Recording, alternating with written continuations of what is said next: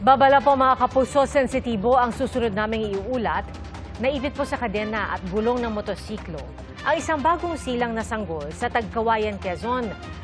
Pauwi na sana noon ang kanilang pamilya sa Del Gallego, Camarines Sur. At nakabalot sa kumot ang sanggol na 3 araw pa lamang mula ng ipanganak.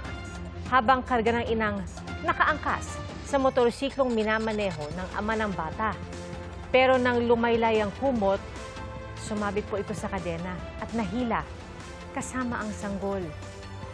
Itinigil po ang motorsiklo at huminang sa klolo ang mga magulang pero nahirapan ang mga rescuer na alisin ang sanggol.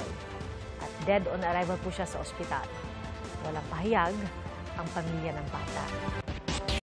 Mga kapuso, maging una sa saksi. Mag-subscribe sa GMA Integrated News sa YouTube para sa iba't ibang balita.